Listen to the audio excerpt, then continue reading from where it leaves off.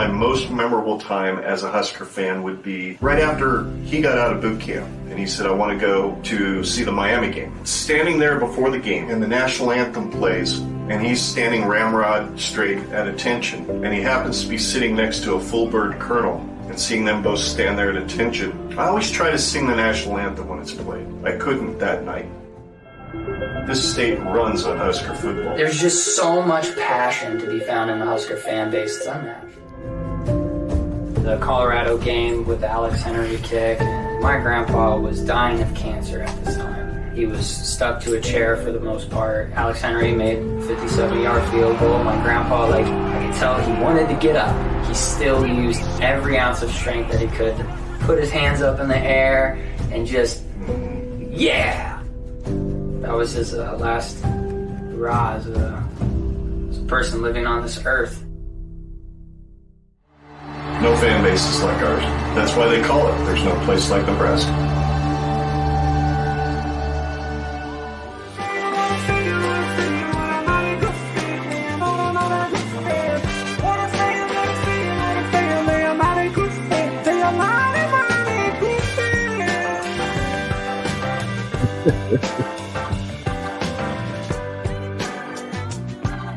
Welcome to the Fan Forum, the show where we learn more about Husker Nation by asking the same 4 questions. Tonight, we're going to double that up because we have the father and son podcasting duo behind the Generation Red podcast, Ken and Scott Mecone, with us tonight. They call themselves the kettle corn of Husker fan podcasts. You can find them on Twitter at GenRedPod and at ScottGenRedPod. Welcome to the Fan Forum, fellas. What's going on, Honke? That video there, that was pretty cool. That was preseason, right before the Ireland game, and you guys, what was that? The university put that together, and how'd you guys end up on that?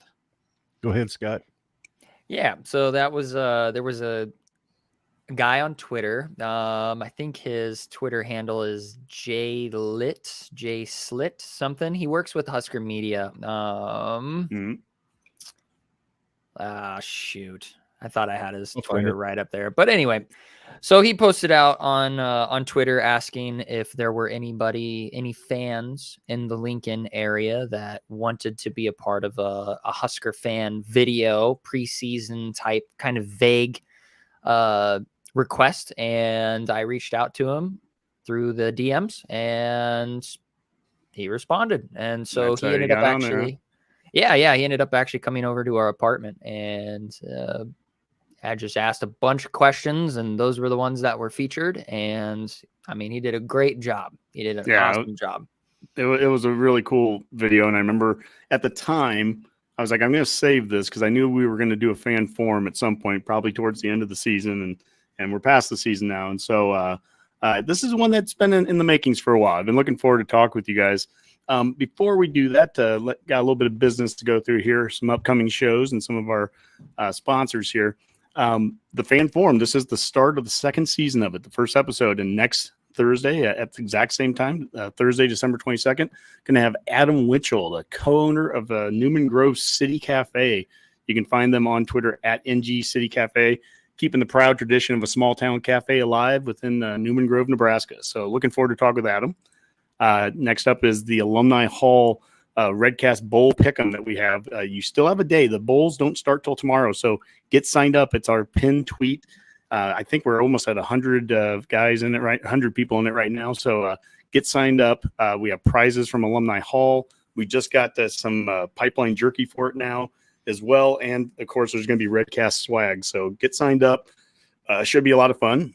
Of course, Alumni Hall is our main sponsor here with 2 Lincoln locations, downtown 1120 P Street, South Point Pavilions, behind Barnes & Noble, and Pipeline Jerky. Go to pipeline-jerky.com and use code REDCAST at checkout. You'll officially get 10% off Smack and Smooch custom shirt specialty items at Smack and Smooch on Facebook and Twitter. This is where I've got my shirt and all the koozies and everything that we get.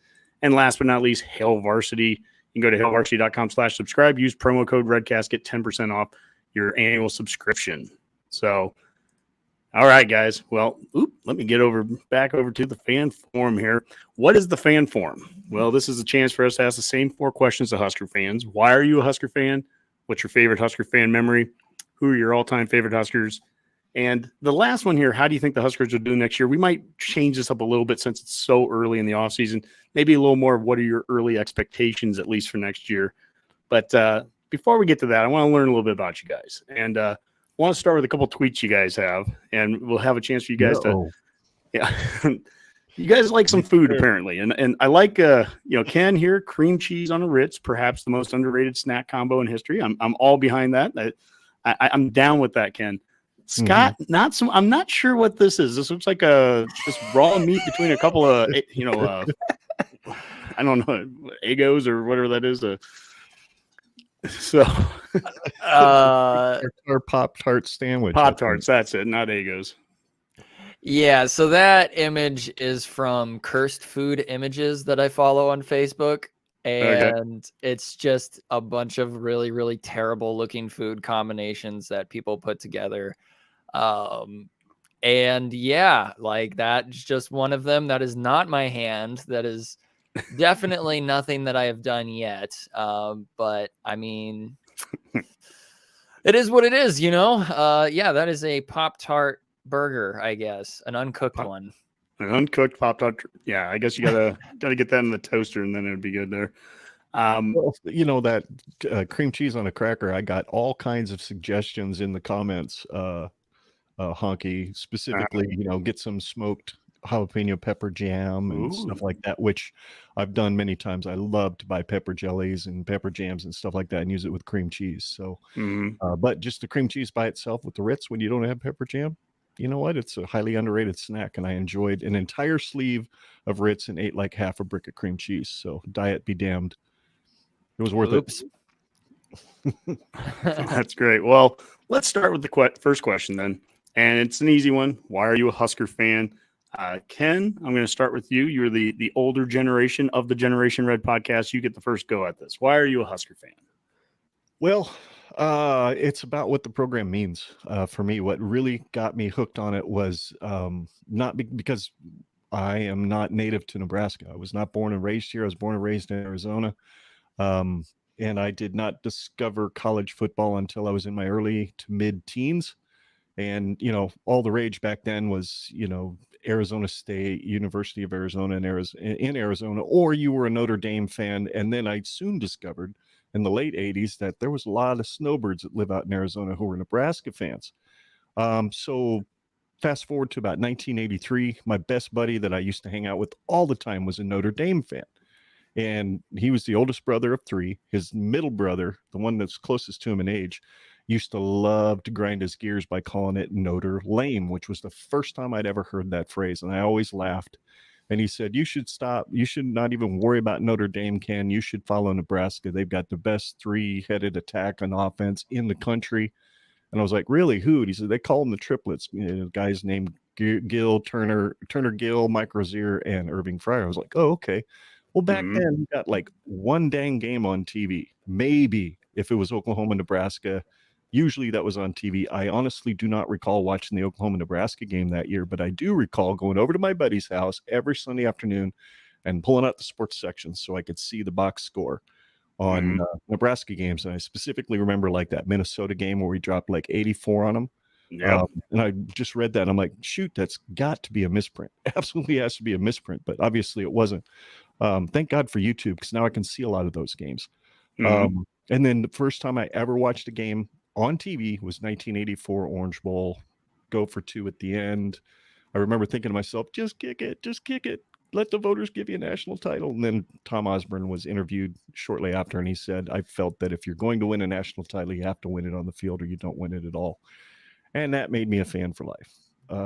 So the reason I'm a fan is because of what the program stands for, which is winning everything on the field, winning the right way, and being respectful of your opponent.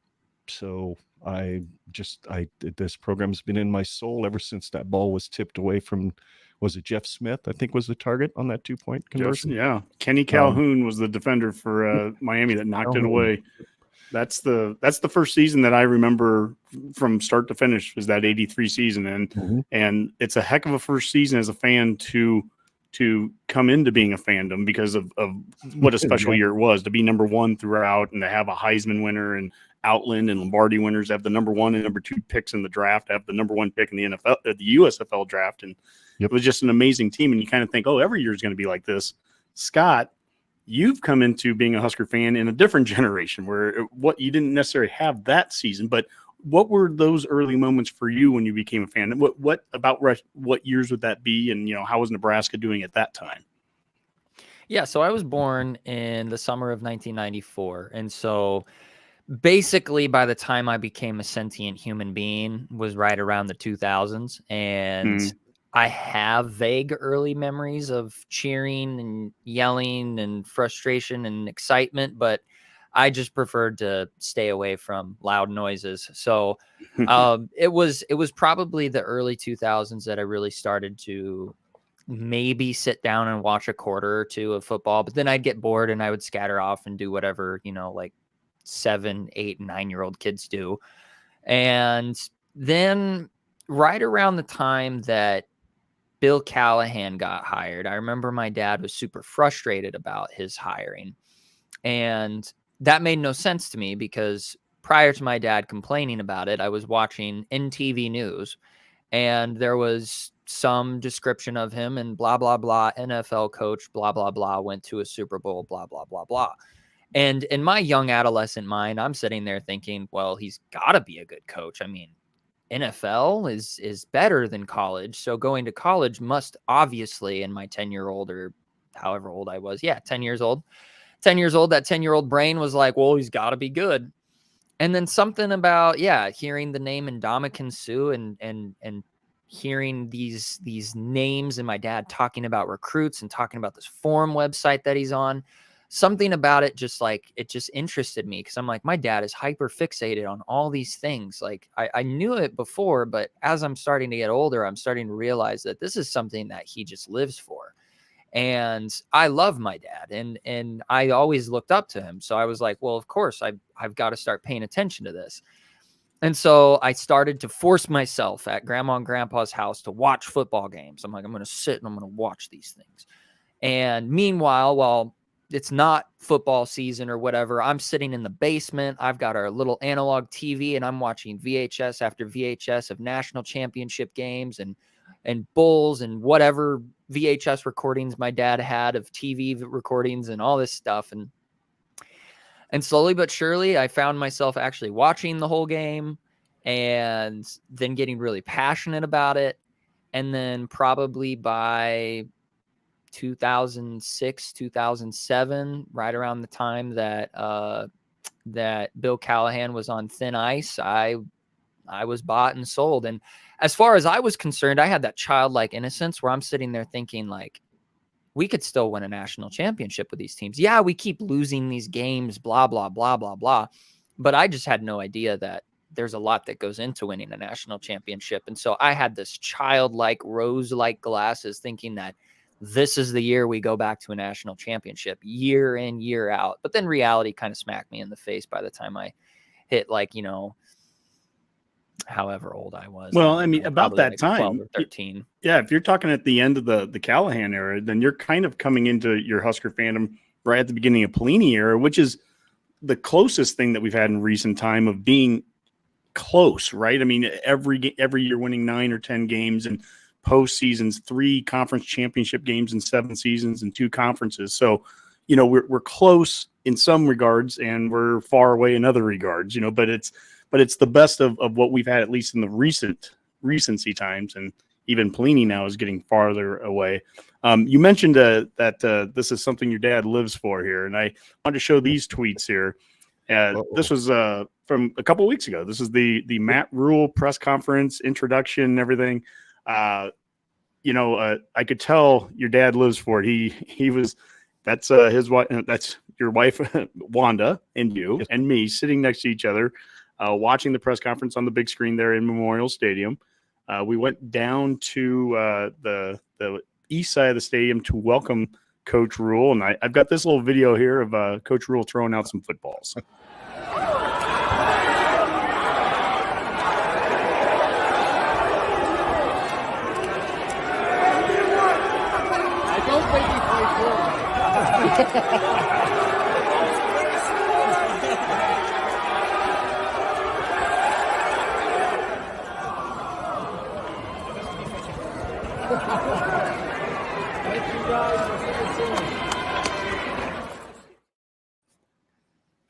He threw out 5 footballs, and as you can see from this photo, Wanda was the lucky recipient of one of those. Ken, I believe that's already in your house somewhere, right? Probably at in a curio right cabinet or something somewhere. Behind my head. Oh, it's right behind you there. Yeah.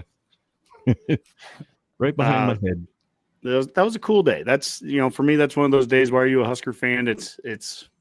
We own the program as fans. That's what I feel like. And it felt like it was the proper thing to go down there on a Monday at noon, walk over and to welcome the new coach in. And we had a great crowd. There was hundreds of people there and cheering. And it was a lot of fun. And it's those moments that always give me that glimmer of hope that we're going to get this thing turned around and get it going again. Let's go to question 2. Sure. What is your favorite Husker fan memory? We'll go the opposite direction here this time. Scott, we'll start with you. Your favorite Husker fan memory? Well, as you had kind of put into the intro for this Husker fan forum, one of my all-time favorite memories was, like I said, it was 2008. It was the end of the season. And that was one of the hardest years in our family's lives because a man that we cared very, very deeply for and still care so much about to this day, my grandpa, was very sick with cancer. And this was the last football game that he got to watch. And it was the 2008 Colorado game with the 57-yard field goal and the destroying of, was it Blaine Gabbert? Was he still? It was Hawkins. Hawkins. Cody Hawkins. The coach's son. Yep. Yeah. Cody Hawkins and Ndamukong Suh just stripping the ball and going for a touchdown. And I've never, I've seen my grandpa really, really excited for a lot of football games, but there was something about that field goal and about the conclusion of that game that achieved a different level of excitement. And I think it's because he knew. That this was the last football game he was probably going to get to watch, aside from, maybe something. But so that was definitely a very significant memory for me. That was really what kind of pulled on my heartstrings to a degree that I had felt before. And I would say that, my passion for Husker football definitely lives and breathes through the spirit of my grandpa, 100%. So well, that's a great tribute there. And that's a great game. I mean, I think all Husker fans would hope to, if that was the type of game that all of us went out on, that's an amazing game to do it. I mean, that's an all-timer there. Ken, your favorite Husker fan memory? Well, first of all, my absolute favorite Husker memory, just in case my wife is watching, is her as a Nebraskan moving to Arizona in 1988 and us meeting 2 weeks later. And the fact that gave me a leg up on all the other single guys in our singles group at church. So here we go. That's my all-time favorite Husker memory is meeting my Husker that I am married to. But I have 2 of them, if that's okay, when it comes to games. It's hard to separate the 2 of them. The first one being obviously the Orange Bowl, where Nebraska finally gets the monkey off their back. They win.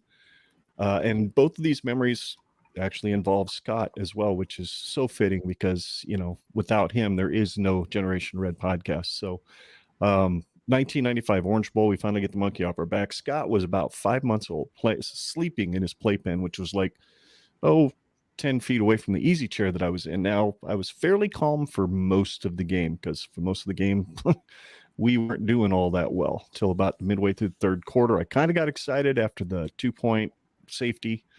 And then that first Schlesinger touchdown happens, and I jump out of my chair, and this primal, inhuman scream, yes, that came out of my mouth that was so loud, startled Scott, woke him up out of a dead sleep, and those terror-filled eyes that were looking across the room at me from the playpen didn't dampen my spirit at all, because there was 2 more plays that I did the exact same thing while his mom was holding him over her shoulder and patting him on the back to try to keep him calm because his father was being a maniac.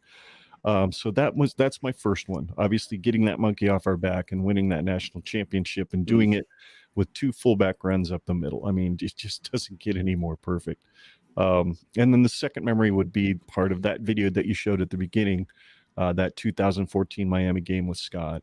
He had just graduated Marine boot camp, and I bought some tickets from a friend, and he said we wanted to get there early because they were going to honor the 1994 team.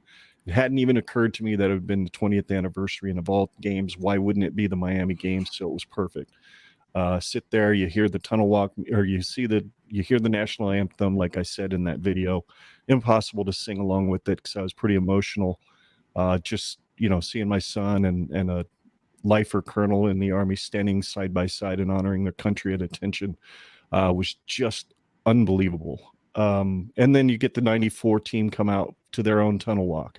And they come out, and I remember looking at Scott and go, there they are. I mean, it was just a reverence for me, and then they do the tunnel walk again, and then the team comes out, and all the players from the 94 team are along with the band making that tunnel as they come out of the tunnel, and they're all high-fiving and dabbing up and all that kind of stuff. And it was just, and then Amir goes off for 227 yards, and Duke Johnson fumbles, and Josh Mitchell returns at like 60 yards for a touchdown. The place was coming apart at the seams. It was the loudest game I've ever been to, bar none. And it sends goosebumps up my spine from beginning to end. I almost remember everything I was feeling on every play if I watch that game again on YouTube. It's just an amazing experience. So those are my top 2.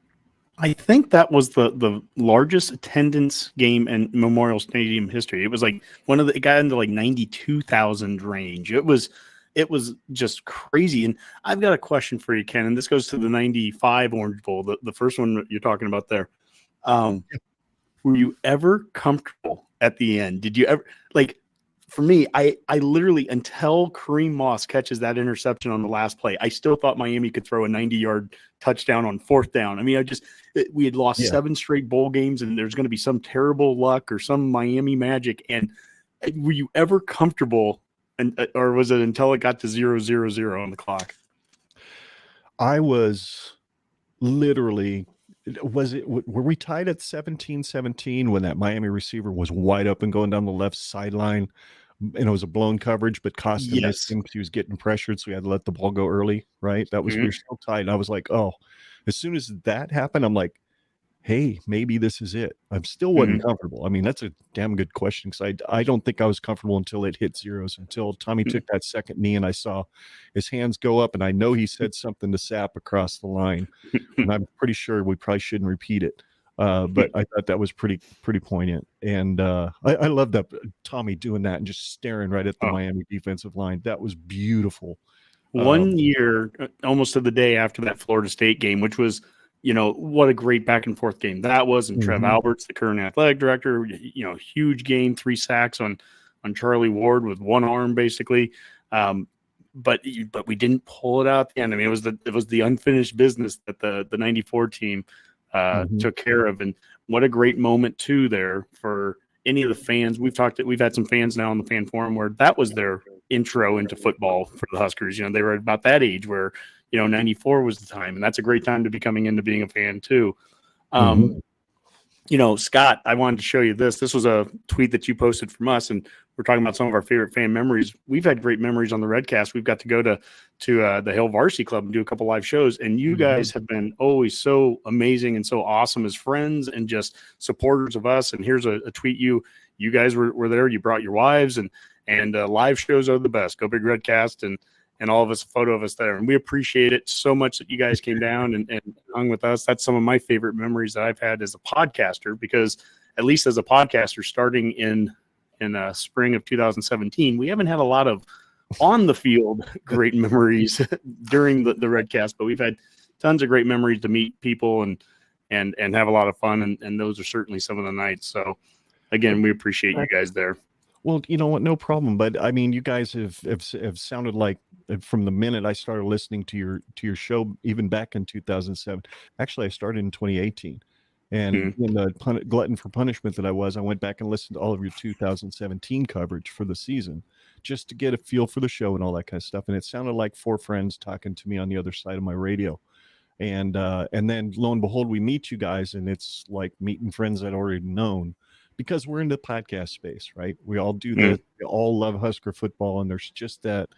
And when you try to cover it with at least some sense of objectivity and love as a podcaster, it's so much you get bonded to other people who do this as well. And absolutely, dude, anytime you're somewhere live, we're absolutely going to be there. So yeah, it's absolutely yes, I did. Rob's on the production side of the show, posting stuff there. So I might even cupped butt cheek. I don't remember for sure, but I think so. Well, that's the Redcast, and of course that's what we're on. But this is a good chance before we go to question 3. Tell us a little bit about Generation Red podcast. And as you mentioned, there's a great podcast network out there of Husker shows and great fan ones. And I mean, I don't even want to start naming them because there's too many and I'll forget someone. But we love promoting other shows and we love, because we're all in it for the same thing. And I think Generation Red podcast is a great show. And I think you guys have a great story. So tell it. Well, it was something that I started listening to podcasts in like 2017. I was working at Hornady at the time. I'd run out of music library to keep listening to, and you can only do so many Spotify playlists before they start repeating themselves. And I said, well, I'm going to see what this podcast thing is all about. And I started downloading one that was Second Amendment related podcast. I absolutely loved it. And so I was like, well, sure, there's content of all kinds of podcasts. Certainly there's Husker stuff, right? So I did Husker podcasts, and holy smokes, the results I got, you guys were right at the top of the results, along with like the media ones and whatnot. I subscribed to anything and everything I could, and I started listening. Then I got back out on the road as a truck driver, and it was kind of going through my mind, this would be fun. Scott and I always sit around the Thanksgiving table and talk Husker football every single year, going into the Iowa game or whatever game or the Colorado game back in the day. And I was like, well, yeah, this would be kind of fun. So I approached him about it. I said, what did you think about doing a Husker podcast sometime? He goes, oh, that would be awesome. And so we decided to start in 2020. And then COVID happened, and we were like, nah, let's just chill on it and just work and practice and do some practice shows, which I don't even think I have any of the video or audio from those anymore. I couldn't even release them. I've got the one from post Minnesota in 2020. I still have that audio on my cloud. We might have to release that if we ever get popular enough that people will. But it's only my side. It's only my side. So you just hear me. You just hear awkward silence for about 7 minutes, and then it's just me talking for 7 minutes, and then just repeat over and over. I remember those well. We started off with that too. So, and then, well, yeah, I do remember. What are your memories, Scott, of doing that? I just remember that there was I want to say it was an Iowa game, which has always been terrible for the last 7 years. I remember I was sitting in grandma's basement, and it was before the game or something like that. And you and I hadn't even talked about a podcast yet. It had been something that had been brewing up in your mind, and it was something that was brewing up in my mind. Cause I found Husker podcasts right at the beginning of the Frost era. Cause I was like, I just want to consume all Husker media all the time, because I was just super stoked about it. And so, yeah, I found a bunch of podcasts, and my dad actually is the one who was like, hey, check out the Go Big Redcast. I'm like, oh yeah, they're like the top result. I don't know why I never downloaded them. But so for like the whole year and a half or so, I just was like, man, this would be kind of fun. I mean, yeah, like my dad said, we just shoot the crap all the time and just talk about it for hours, and my sister just sits and listens, and yeah, just it's all we do. So I mentioned to him, I just was like, man, it would be fun if we did a podcast. And my dad just kind of like double takes at me, and he's like, I've been thinking about that for a while now.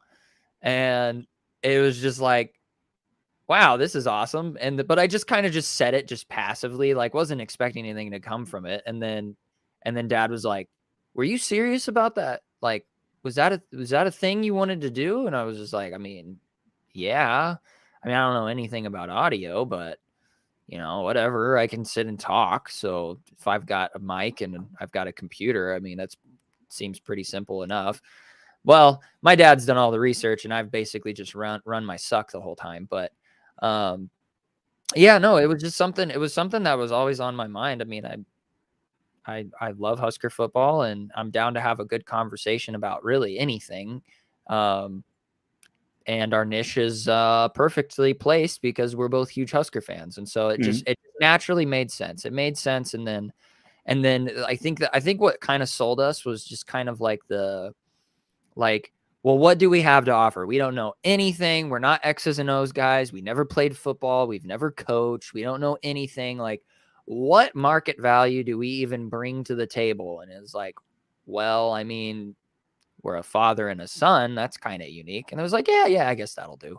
And so that was kind of the, the thing that I think tipped me over the edge was like, well, I'm down to talk forever, but I at least want somebody to listen. If it's just one person, like, that's fine enough for me, but I at least want to have something that's worth listening to. And I don't know. I think one of the things that made me really, really think that it was a good idea was the fact that I think that Husker fans are first and foremost family. You can meet Husker fans anywhere and you immediately have a bond. When I was in the Marine Corps, as soon as I found somebody who was a Husker fan, we'd sit and chat for like, anywhere from 5 to 30 minutes. It was pretty crazy. And I was like, well, if there's a family dynamic just from people you don't know, I'm sure anybody would be interested in listening to a double entendre of family. So father, son, Husker fans, that's relatable. Well, and you guys do crossovers with the Cuzcast too, and that's a whole other family of guys that get involved there too. And it's a fun dynamic, and you have people that know each other. And I think you're so right too. When Husker fans get together, one of the things I love about sports, and you go to a tailgate and a tailgate with 10 people, and they've never met each other before, but they're all wearing Husker stuff. And the next thing you know is that's the thing, that's the common denominator that brings them together. In sports, and Huskers bring people together. Now, these people, they may not know the first thing about each other, politically or religion or all the hot topic buttons that you want to stay away from. They may not know about any of that stuff with each other, but it doesn't matter because they found that thing that unites them. And that's the thing that I love about Husker athletics, Husker sports. It unites us. It's the thing when sometimes on Twitter, when I see Husker athletics divide people, I really hate that. And I really try to fight that, is when you see it be a use of, when it's any kind of division. It should never be that way. It's right. It's there to get us together. And some of the best moments, winning or losing, the best moments are when I'm around Husker Nation, when I'm talking with Husker fans. I love doing shows like the Fan Forum and talking with guys like you. And we've had chances to get to know each other. I mean, here, I got to show another tweet here. This one is, Ken and I, it was about a month or two ago at Jake's Cigars. And I got to tell you, I'm not a young chicken anymore. And that next morning, I don't even smoke a cigar or anything, but just being around it, like I woke up the next day and my eyes were hurting. And of course I drank like 3 old fashions too. So, but I was just like, oh my gosh. But it's a ton of fun. So it's been great to meet more Husker fans like you guys through the podcast, through this world. And the goal of the Redcast and the goal of the Fan Forum is to use Husker football as a means to unite people and to get more of those connections. So that's a lot of fun here. Well, let's go to question number 3 here. And who are your all-time favorite Huskers? We'll go back to Ken here. We'll start with you and then go to Scott.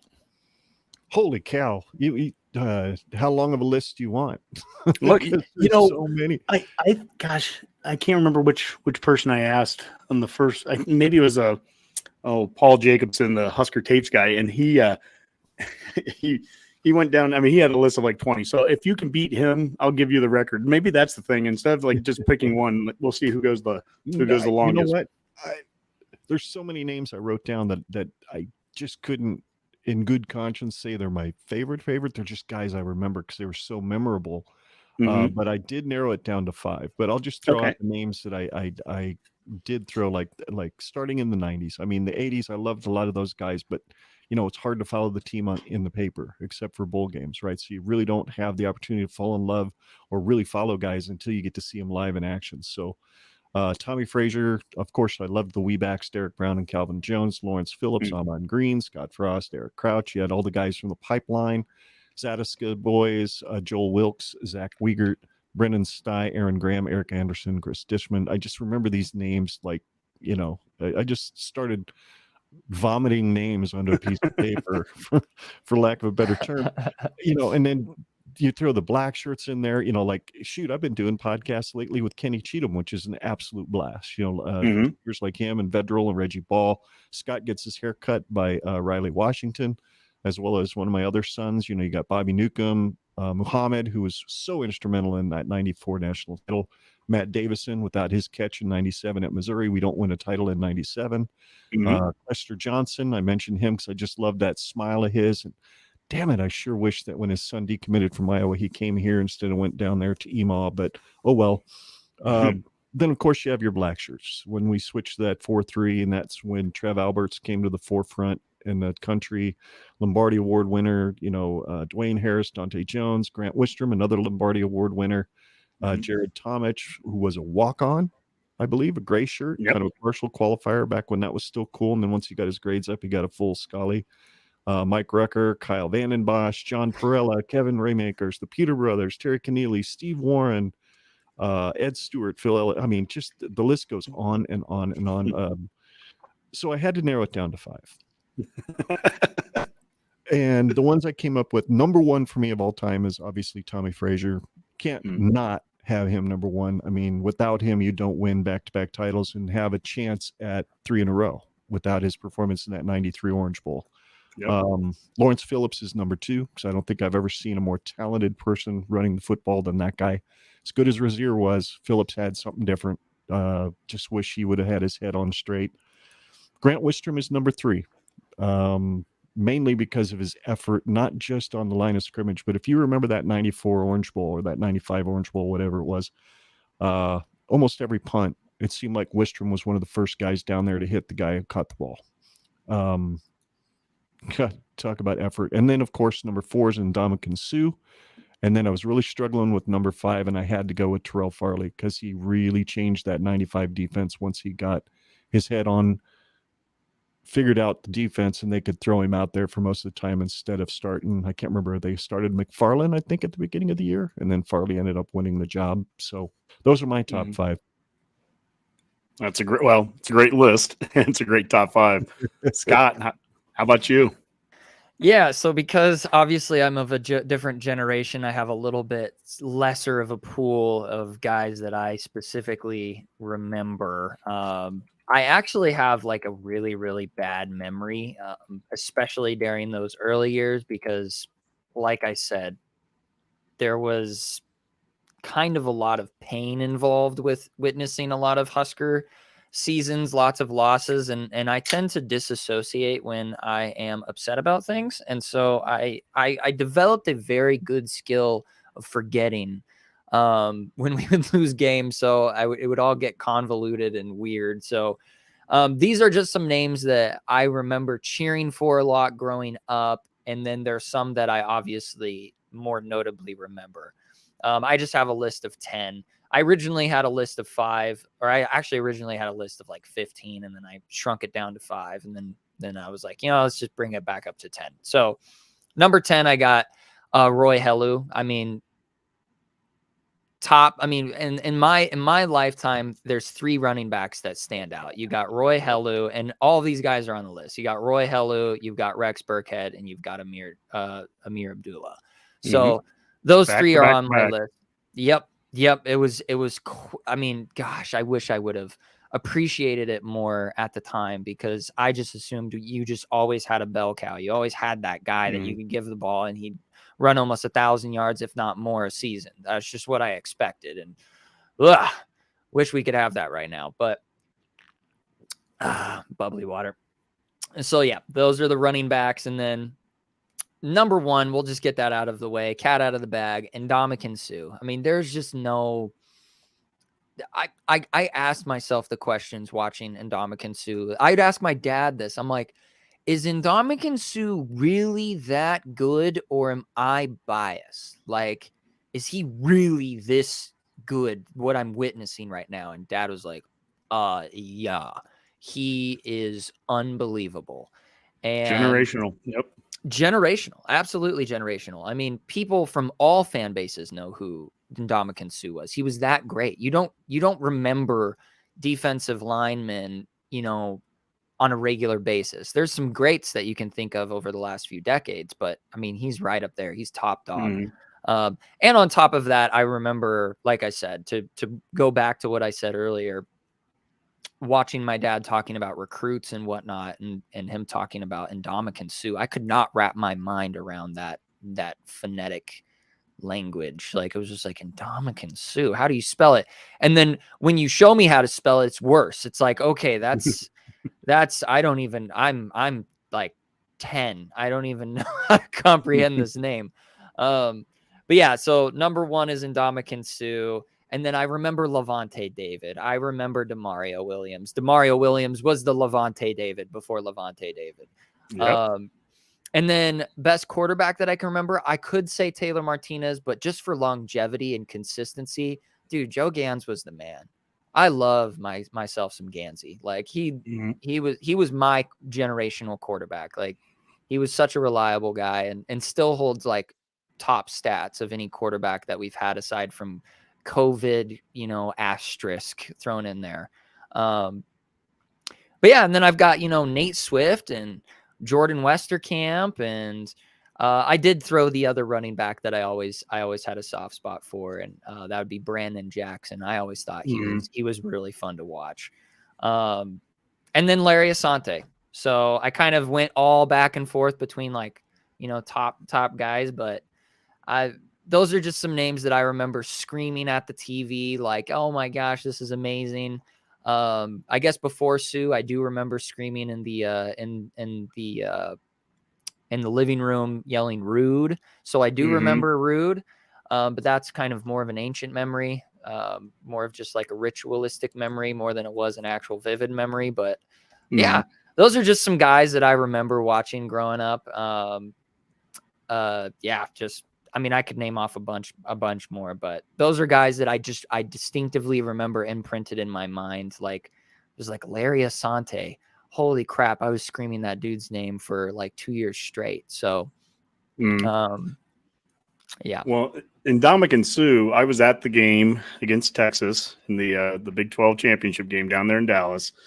And I've never seen a more dominating game by one player against a team of that kind of caliber. I mean, it's one thing if you're going against an FCS team or something, but I mean, that was the University of Texas offensive line that he was just dominating single-handedly. And there's always a tweet that Brett Ciancia from Pick Six Previews, he'll post it every once in a while, and it's a tweet of Ndamukong Suh against the defensive lines of like Alabama, Florida, and there was like one other school that season, maybe Texas was the other one, and his stats mirrored, if not, it were better than some of the stats of the entire defensive lines of these other schools. I mean, that's how dominating he was. And at one point in the season, early in the year, because he had a number of pass breakups, he was even charting in some defensive back categories for pass breakups. I mean, it was just insane. I've never seen a player. He basically allowed you to do so many things on defense that you would typically never be able to do if you didn't have a guy like him. Number one was the dollar defense that Bo Pelini rolled out there. Everyone knows what the nickel is, 5 DBs. Everyone knows what the dime is, 6 DBs. The dollar defense was 7 defensive backs, not a single linebacker on the field. And that looks pretty dumb if you don't have the guys in front to do it. But Suh would be making plays that a linebacker would make. So he could fill so many different gaps in addition to filling 2 or 3 gaps, actual gaps. So yeah, it was he was transformational, and that was back when we were going to championships, and that's where we want to get to. And I think this is a good segue to the fourth question, which is the one that takes the longest amount of time to answer because we don't know the answer to this yet, and that is, how do you think the Huskers will do next year? I'm gonna, because of it's so early, there's a lot of change going on. We don't even know what the full staff is yet. I'm gonna kind of alter this one for this show, at least specifically, to more along lines of what are your early expectations for next season, for Matt Rule, for this staff, for this off season. where are you guys kind of at right now, just from an expectation standpoint, what you're looking for? And I'm going to start with you, Scott. All right. So my expectations is that we are probably going to feel a lot worse before we feel any better. We're going to see I don't want to say mass exodus, because in the grand scheme of things in the transfer portal, we're not even breaking top 10 of players leaving. I don't even think we're in the top 25 of players leaving. Yeah, like Miami and some of those schools have had tons of guys. Yep. Turnover right now doesn't look too bad, but I do still think that come next season, we're going to see a lot of new faces. We're going to see, we're already going to see a new defensive scheme. And I just have a feeling that we're going to still be in a lot of pain next year. My expectation is we probably still don't go to a bowl game.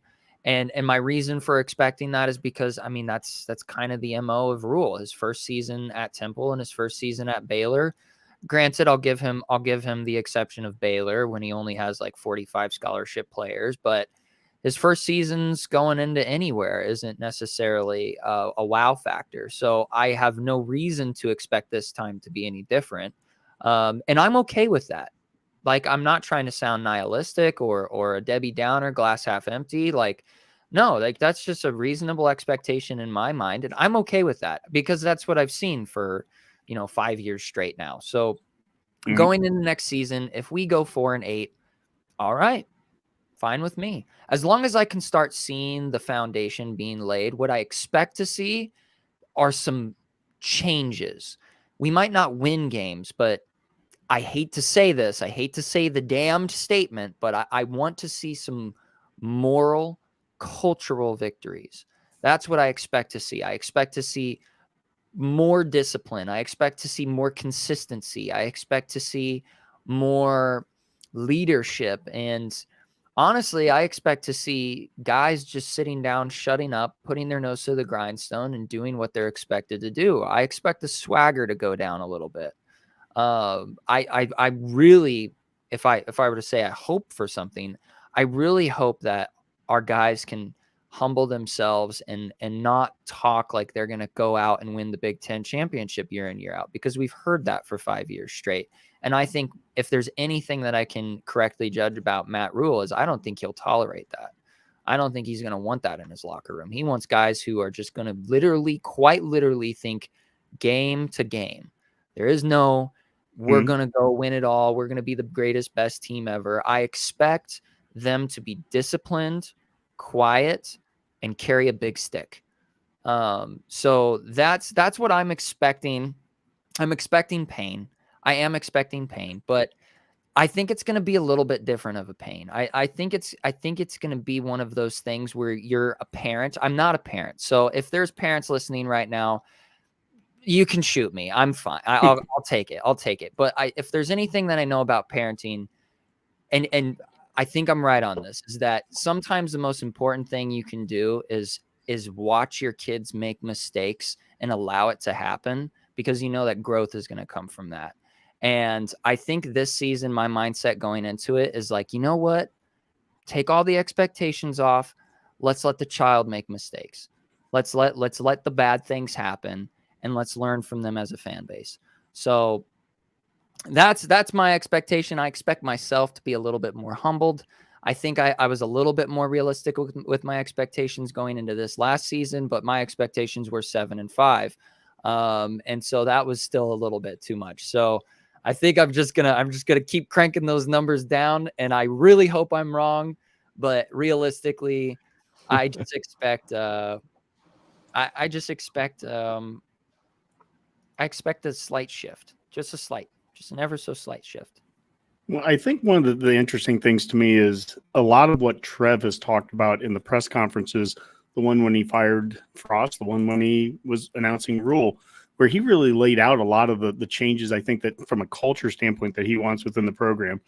When you mentioned about, not talking big right now, I mean, he said some of the exact same things back then. He talked about, let's stop talking about winning championships right now, and let's start focusing on the things that win championships. Let's focus on the things that you have to do, and it's the day-by-day grind. And, I think that you can have two different things. You can have an expectation for the program, and that's big picture. That's macro. The expectation I have for the University of Nebraska football program is to play for championships, to win championships. That's an expectation I have at a program level. And then you can have your expectations at a team level, and that's a year by year thing. And sometimes that's based on who you have coming back or what your schedule looks like. And, you start to break it down. And my expectation for this team is not to win a national championship or even to compete for the championship. It's to, lay the foundation for future teams to build off of. And so that's something that they can do, and they can do it day by day. And I'm going to kind of focus on as we get into our off season, I'm going to talk a lot about the importance of getting to 6 wins. I'm not making any guarantees or anything, but I think it's really important if they can do that in year one. I think that would show a lot to a lot of fans there to get to a bowl game. And if that means 6-6, it's 6-6, right? And I've plugged my nose at that in the past. I've changed in that regard. I mean, right now, if that's what it took next year, oh my gosh, it'd be an unbelievable first season for Rule. Ken, how about you, man? What are you looking for? Your expectations and even your kind of your grades of what you've seen from Rule so far in the short few weeks that he's been the head coach. Boy, that's such a loaded question. Because what we know is what we don't know at this point. We know we've got Matt Rule. We know he's hired a coaching staff that many of them are not experienced in handling Power 5 competition. That's what we know. What we don't know is what that's going to turn into. Mm-hmm. We know Matt Rule likes the kind of guys that he's hired. A lot of these guys go back to him all the way back to Temple, like Coach Ed Foley, who's been coaching for a lot of years. And now he's finally getting a Power 5 gig, and Rule obviously trusts him. I expect this. Let me just preface this by something I heard on another podcast. Former offensive lineman Sam Hahn was on another Herd at Sports podcast, No Block, No Rock. Mm-hmm. And he mentioned when they were asking him about Donovan Raiola and why would Rule have retained Donovan Raiola. And his response was, well, there was a lot of philosophical friction between Mark Whipple and Donovan Raiola when it came to pass protection in Whipple's schemes. And it was tough for Raiola to get his kids to pass pro like Whipple wanted to, because it just didn't fit his philosophy.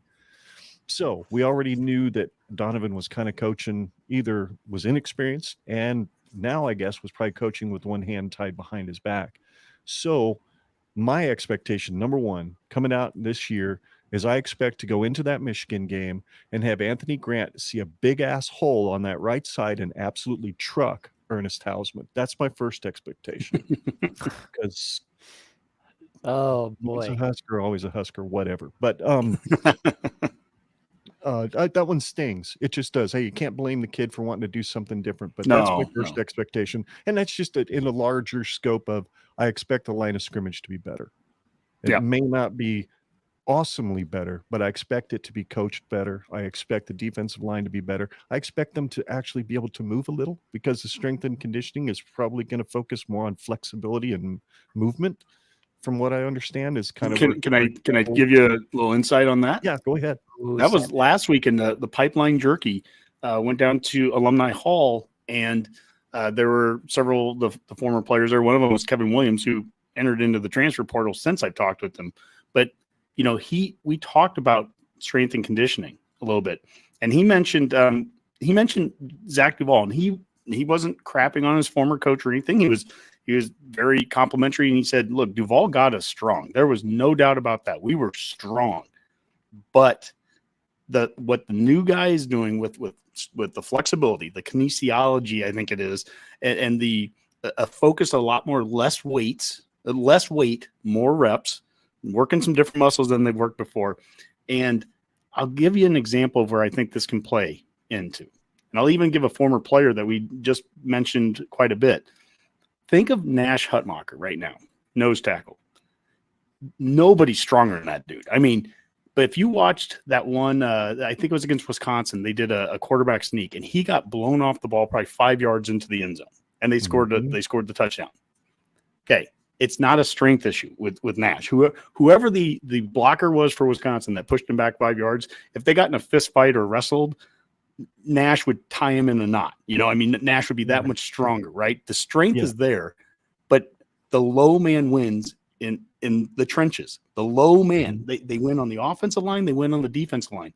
And what it takes is, I think we're going to have to reshape some of these bodies. I think Nash Hutmacher could be an amazing 3-4 nose tackle if he can get some of that flexibility going.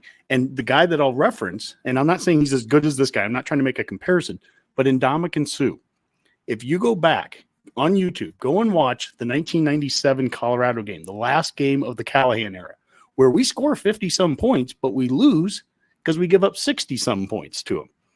And look at the defense back in 2007. Ndamukong Suh was overweight. He was big. He was large. He was 3 seasons into here. He was already a redshirt sophomore. And that guy, you would never have looked at him and said, oh, that's a future pro. You wouldn't have. Philip Dillard was 270 pounds, and they had him with his hand in the ground. They were trying to make him do some kind of blitzing, weird defensive lineman thing. And he was overweight, right? So James Dobson gets in here, the new strength coach for Pelini, and they start working on flexibility. And they get Prince Amakamaru and some of those DBs, and they go, these guys are stiff. They can't turn their hips. And they start working that the whole offseason. And by the time we got to spring ball, I go to the coach's clinic, and I see Ndamukong Suh just 5 months later from that Colorado game. And I'm looking at him, and I'm like, he looks like a different person. He lost all this weight. He almost looked skinny in some areas. And then they kind of rebuilt him. And the guy went from being, I mean, you never would have thought he'd even start, the next season, let alone anything. And then next thing you know, he's dominating. That's what I think, that strength and conditioning, we talked about Raiola. I think strength and conditioning and changing up what they're doing and adding some of that flexibility to these linemen, some of these big, strong linemen that we have. It'll be interesting to see what that does on both sides, offense and defense. Okay, I'm sorry, I didn't mean to steal your thunder, Ken. Keep going, buddy. I love that. The reason I had brought that up, Honke, was because I had heard your recent show, and I heard some of those insights you got from the offensive linemen, and that was the first thing that hit my mind when I was reading that question earlier and trying to put my thoughts together. And the other thing I expect is, realistically, I expect Matt Rule's first year win-loss record to be better than his first year win-loss records were at Temple and Baylor. Number one, disadvantages at both. Number one, at Temple, it's Temple. Nobody really won there very often. It was 1 10-win season the entire history of the football program before Rule got there. So then he had 2 of them. Yeah, and he had 2 of them his last 2 years, and 2 of them in a row. And then in Baylor, of course, he went in with one hand tied behind his back because he had 45 scholarship players. So I expect him to be able to do better here, because I think there's enough guys here that are good culture guys that'll stick around, that have enough talent that if we can reshape the bodies, like you said, we can get a little more flexibility, a little bit more movement out of these guys up front. You can make a case that, for me, realistically, 4-8, 5-7. If we did that again this next year, another 4-8 year, but it looks different. We just don't have quite the horses yet, or we don't quite have the depth yet. That's okay. That's coming. And I expect to see a lot of different names on the back of those jerseys that are going to be starting. That's, so 4-8 and 5 or 5-7, I'd be happy with. If we end up 6-6 and go into a bowl game, holy cow and hallelujah, there'd be no reason why not to expect us to be contending for the West by 2024 if we manage to win 6. I'm blueprint. You don't go to a bowl first year, go to bowl second year, next year, all bets are off, right? It's going to be my mantra for the offseason. And this is different from, Rob last year was 12-0 and all that good stuff, right? And here's the thing. Redcast Dave, all last offseason was like, just get to 6-6, just get to a bowl game. I couldn't do that. I can't do that in year 5 of the Frost era. 6-6 is not something I'm aspiring for in year 5 of that era. But in year one, oh my gosh, I think I'm calling it the race to 6. Can we get to 6 wins? And, do you do a Lance Leipold? Do you start off 5-1 and end up 6-6? I don't care. Get to 6 somehow. Is there a way we can? Does it take 6 weeks? Does it take 12 weeks? Anywhere in between. But that would be that's my inside my own head kind of goal. I don't expect the team to sit there and say, yeah, our goal is just to win 6 games. I mean, that's not that's not reasonable, or that's not what I would expect them to think. But for me, that would be just such an unbelievable immediate sign of progress. And, I think you brought something up, Scott, with like how much the pain of losing some players, I think, which is a natural byproduct of coaching transitions. And I sent out a tweet today where I think I was referencing Ernest Hausman, and it's a very small minority of fans, Husker fans, that give players grief on Twitter when they leave. Okay. So it's such a small, ridiculous small minority. I almost don't even like to mention them, They're very vocal though. But they're very vocal, right? And look, it's a painful byproduct of coaching transitions is that you're going to lose some players, but we're never going to get back. And I do that in the quotation marks. We're never going to get back to where we were on top until we can get some consistency, continuity, and longevity out of our coaching. And what does that look like in real tangible terms? We have an 8-year contract right now for our coach. I'd like to see a coach live out the terms of their contract. I mean, I think it's a really, really, really good sign for Nebraska football if Matt Rule is the coach at Nebraska in 8 seasons when this contract is hopefully by then already, he's had many extensions added to it. That would be a great sign because we haven't had that in a while there. So, but no, this is the discussion I want to have. So, Scott, I think did you have something that you wanted to add? Yes, I think, it starts at the coach. And then I think that my expectation from this program moving forward is, it's the Rule blueprint, developing guys. Rule is probably the reason why NCAA implemented the hidden gem recruiting aspect of NCAA football 2014, because that was what he was good at. He was good at finding those guys that aren't even rated in the top 2,500 in 247 sports and turns them into absolute ballers. Maybe not draft picks, but dudes that are going to consistently be there for the entire program or for their entire scholarship. So just like you said, having a coach that sticks here for his entire contract, I think what I expect to see is a lot less turnover in the player realm of things. Yes, the portal giveth and the portal taketh away. But if we're somehow in the 90th percentile of turnover rate, where we're not turning over as many guys to the portal, I would expect that from a Rule type of football team. Yeah, no, I think that starts to create that consistency. Ken? Yeah, that's a great point, Scott, because one of the things I've noticed too is I've seen some people on Twitter kind of discounting some of these players that have committed who were previously unranked, had no stars next to their name until they get an offer and they accept a scholarship, and then boom, they're a 3-star. Well, a lot of these guys either A, couldn't afford to go to some of the camps that are sponsored by some of the recruiting services, or B, didn't get invited by the schools that hosted them. And to me, these are the kind of players that are going to want to play for a guy like Matt Rule because he loves the underdog. He loves the guy that's got a chip on his shoulder. And nobody has a bigger chip on their shoulder than an unranked recruit. And man, these guys he's bringing in here, do you see that linebacker that's coming this weekend? 6 foot, 295 pounds or something, runs a 10.8 100 and had 180 tackles last year in Texas football. Oh, yeah. I can't remember what the guy's name was. That's going to play with a chip on his shoulder if he gets an offer and decides to accept it. And somebody that hopefully comes in here understanding it's probably going to take me a couple of years. Yeah. And that's not a bad thing. There's a love-hate relationship I think a lot of Husker fans have with the NIL and transfer portal world, and for all the right reasons. It's the rules of the game, so I think Nebraska can be better than anybody else at it, and I think it's a differentiator for us. I look at it like this. There's a natural law in human nature to want to try and find the grass that's greener on the other side. Yep. And so there were all of the guys who were riding the benches in the early 2000s and the 90s. Those were transfer portal guys. Those were guys who would have gotten up and left had they gotten the opportunity, but they were locked in. And so I really see it as these guys have always been around. The nature, it's not just a generational thing. I mean, yes, I do think that generations that are slightly younger than me have less patience and less of an attention span, but that's an whole entire different discussion. But I do think that there are those types of personalities that when they get the chance to go see if the grass is greener on the other side, they're going to take it. And now that those doors are open, I mean, those guys are going to leave anyway. And the guys who stay and stay for 4 years, those guys who did it in the 90s and the early 2000s, pre-transfer portal, those guys still exist. You just got to find them, and you got to build the character. The guys who want to go to a program that's going to develop them are going to go to a program that's going to develop them, and they're going to stay.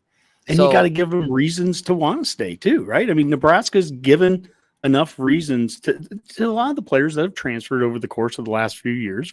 A lot of times you can point back to a time where it's like, well, I can see why the guy did. I can see why Ernest Hausman did. I can see it, right?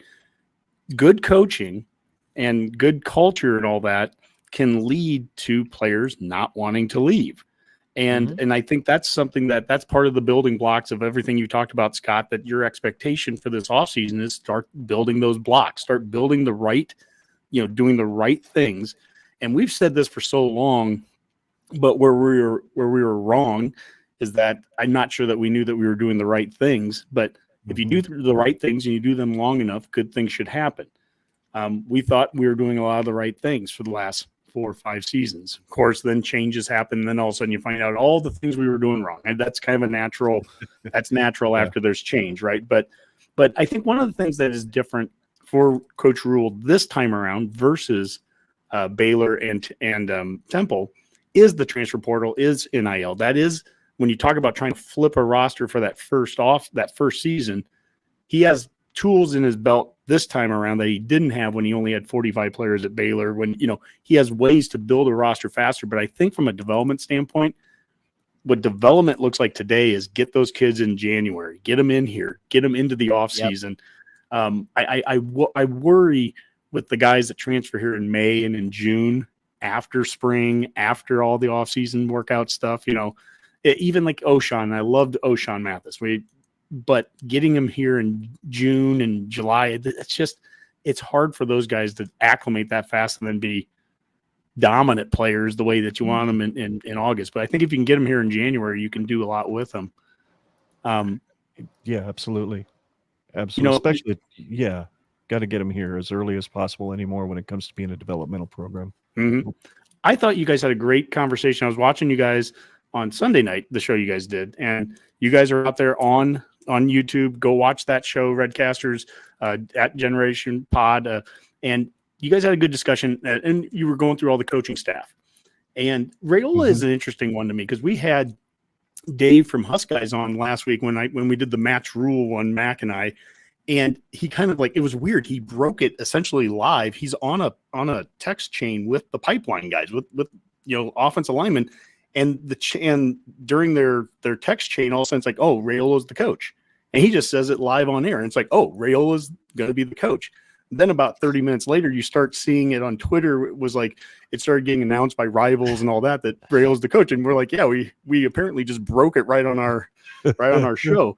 But that's and awesome. So it gave us this opportunity, and without any preparation, we weren't thinking, preparing for it. It was like, oh, okay, well, Rayola's the guy, and is that good? Is it bad? All that. Mac had his questions about it, and very legitimate. Mac started going down the list. He's like, well, geez, Rayola wouldn't have been probably my top 3 or 4 coaches I would have retained. And he was thinking through Mickey first before all that happened, Bush, Applewhite, and all that. My thing with Rayola, and I want to get your guys' thoughts on this. You guys had some of this discussion too on Sunday night. I think the guy, first off, I think he must interview awesome because he's won 2 coaches over in 2 straight years, just with, I think, from a philosophy standpoint. But I was so anti-Whipple's offense, the X's and O's of what we did, I think just set us up so poorly at times. And the things, and you hit on something, Ken, the things that the offensive line, or the things that a position coach is supposed to do, is make your team, make your players more disciplined, better at what they do. And you hit on the amount of penalties, the fewer penalties they had this year versus a year ago. And that's an area where I think an offensive line coach can have a real effect on how the O-line plays. He can't affect the X's and O's. For the most part, that's not the OC's the guy doing that. So every time I think of Turner Corcoran, the guy who starts at our left guard, then goes to our left tackle once Prohaska gets hurt. And then when Whipple likes to do his unbalanced line, he takes him and puts him at the right tight end. And this is what, and I'm sitting there going, I'm not sure that Raiola is sitting there going, yeah, that's what I want to do with my tackle. I want to move him all around here to 5 different spots. But he doesn't really have a choice in that. He's the O-line coach. So you do the best with the situation you're in. And I can look at a lot of things that he did last year, and I actually think Raiola did a pretty decent job, all things considered, but it gets masked with a really horrible X's and O's game plan from week to week that I think set the O-line up for a lot of failure. Now, I think I'm alone in some of that discussion sometimes because I say that and people back away and they're like, well, yeah, but they look terrible, or we didn't have a big running lane. I'm like, it was an awful run scheme with very little deception in the backfield, very little two back, very little. And when the times that we would line up under center, like the first play against Minnesota, where we get in a traditional old A set, we just ran it right at him, went for 20 yards. Then you just take all that away and we don't do it again. So that's me setting my narrative, my table. I just want the discussion there. So somebody take it. Well, yeah, I think the discipline thing had to be first, and I think that's like right at the top of rules list as well. Disciplined football team, tough football team, physical football team. You have to have all 3 of those, especially on the line of scrimmage, I think, to be successful. And if you start and you get that discipline down, which was it infuriated me in 2021. Every single time it seemed like we'd break something fairly big, we were getting momentum, boom, you'd have a holding call or a false start when the play was set. It was going to be a great play, but there was a false start or something. Or like you've mentioned numerous times, Honke, 2 straight false starts in the game against Oklahoma, and we still end up going down the field, but we miss a field goal or whatever it ended up being. But it's like you can't play behind the chains. So at least this team, when it came to penalties, didn't play behind the chains. Unfortunately, like you said, the X's and O's, I think, handcuffed Raiola and what he really wanted to do with that offensive line. And I think Frost, at least intuitively, knew what to do to at least run the football while he was still here. While he was still here. So well, think back. I'm in wait and see mode. I'm literally in wait and see mode on Raiola. Maybe we'll see a complete difference and a complete shift in the way the line plays. I'm thinking some of the techniques and strength and conditioning will change. These guys, as tall as they are, like as Attiska has said on your show and said on his show, a dude 6'9", it's almost impossible without good flexibility to get lower than the guy across from him, because as he said on your show, low man wins. If you can't get low at 6'9", you're going to get knocked backwards. I mean, we've seen it. It was so bad looking like, I can't remember what game it was, but some defensive lineman blew off the ball and hammered Benhart dead in the chest. And he goes backwards doing this. And I'm like, it had to be so embarrassing, because this is a ginormous human being looking like a windmill out there because he got absolutely blasted off the line of scrimmage. And because he was high, he wasn't lower than the guy across from him. And I think, no doubt, he was probably the strongest guy. I bet the guy across from him was not as strong as he was because of the way Duval trained him with the weights. But, man, that flexibility just wasn't there. So I'm hoping that changes, especially on the O-line, D-line. I expect 2023 to see stalemates at the line of scrimmage as opposed to both sides of the line of scrimmage going backwards. That's what I expect. And I think that's a good enough start just from a one-on-one O-line versus D-line. And then when you start to add scheme into it, that's where you can start to open some holes too. When it was probably the most, Frost said it literally right after the Northwestern game, where he goes, that's about the most uncreative offense that he's seen. Calls his offensive coordinator out right away after game 1. He wasn't wrong. Now he's also the head coach, so it's not exactly the way to do it. But when you have a one back with 3 wide receivers and everything's shotgun and it's just a direct handoff and the quarterback doesn't do any fake or anything, you better have the Washington Redskins lines of the 1980s to, if you're going to be, you better be that darn good, or you better be the 94 Huskers if you just think you're just going to push guys around without any of the other deception or any of the other things. And, I went and watched the Oklahoma game in person, and every play Oklahoma had guys in motion going sideways. There's so much deception. There was all this, you're a linebacker and your eyes have to be so good. and I'd watch a team play us. I'm like, your eyes don't have to be good. You know what we're going to do. And I thought that it put the O-line in such bad position sometimes. Now, the O-line, then the second I would defend them, then the next play, there'd be one play where the guy gets destroyed. And it's like, I can't defend that. That's a, bad technique, or just, the guy gets beat. But there were other times. There's a 3rd and short against Purdue. And it's one of the few plays that Casey pulls the ball out and runs it. And guess what? It goes for 6-7 yards, and it should have gone further, except a wide receiver misses a block, not the O-line. But it's like, so I mean, I would break these plays down, and there were so many times where it's like, the O-line's terrible, and I'm like, that wasn't even an O-line issue on this play, So right, but again, I'm also an apologist for the O-line, and I come off as that sometimes. I understand that too. And there were issues, and there's some things that have to get fixed. And I mean, there's some personnel that have to be fixed. Scott, you haven't talked. Yeah, I tend to be more contrarian in my nature. And looking into our O-line, rewatching a lot of film, or I guess just YouTube clips because it's not film, but technically speaking, I have a hope that we start to see those little things start going in the right direction. If I were to play, angel on one shoulder and devil on the other, the angel on my shoulder looking at our O-line right now is just giving the guys the benefit of the doubt that they have been poorly coached. Some of those guys have been poorly coached since they've got here, and some of the guys are just young and are immediately badly coached. And the only way that I can possibly put it in reference to where I can empathize with it is that, so I'll write lyrics, right? I'll write lyrics. I finish a whole song. I'm like, this is great, except for that one blemish. I don't really like it, but I've sat there and practiced the song for weeks and weeks and weeks and weeks. Well, then I change that one line that makes everything come together.